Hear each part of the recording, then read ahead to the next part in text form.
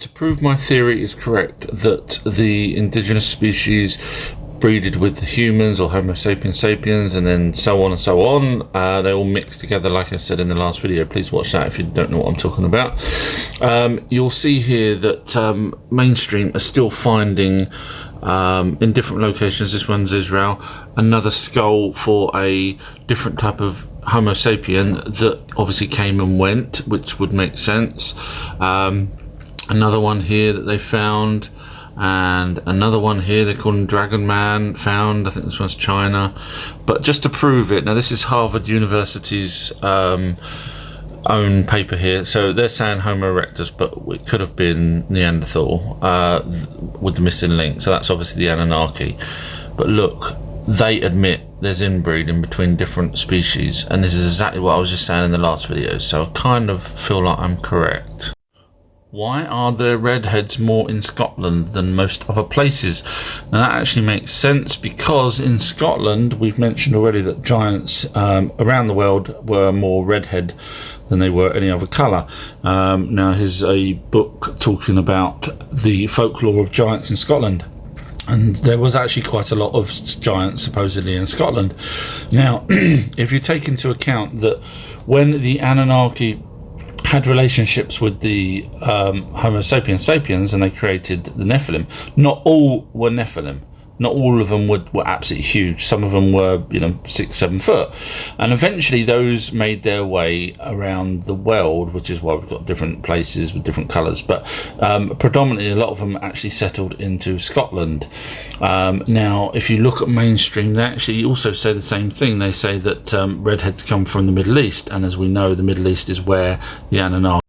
So how many humans are there if there was inbreeding between Neanderthals and humans and Nephilim and everything else? Right, so we know there's a missing link, and we know why. Now here it says there's only one species of human. However, I disagree. I think there's about 10 on the planet at this one time, and that 10 includes blacks, whites, Polynesians, Chinese, Indians, etc.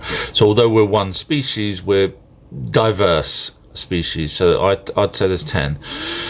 And here it says that there was inbreeding between the Neanderthals and the other species that was here at the time, which is what I'm saying. So how many in total are there? Well, the Smithsonian, which we know lie, there's 21 they suggest, so, and that's without finding all the skeletons, etc. So I'm saying there was probably 30 at one point, if not more. I hope you don't believe mainstream media when they tell you how old things are. So that's a pyramid, that's a ziggurat. Ziggurats are way older than pyramids. We're talking hundreds of thousands of years older, yet mainstream say that these were built around 4,000 to 5,000 years ago, not too far off of when they were built. But let's have a look on why mainstream's wrong. So here's mainstream talking about the Great Flood 2,350 years ago. That's the Great Flood, says this website here.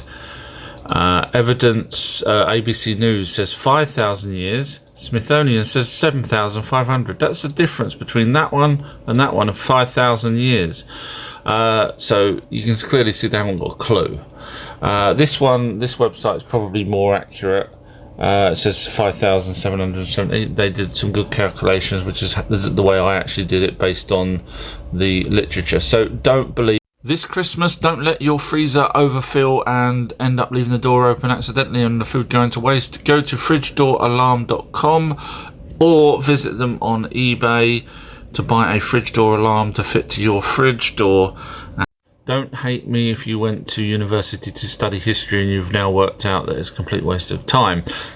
So this is a stepped pyramid called a ziggurat, which is one of the oldest buildings in the world ever, and mainstream kind of dates it to 2100 BC, which means it would have been in the flood, because the flood was either 2000 to 7000 years ago. So let's see what other people say. So Eric von Danahan, who is on the same page as me, he suggests the same thing. He suggests that they were in the flood.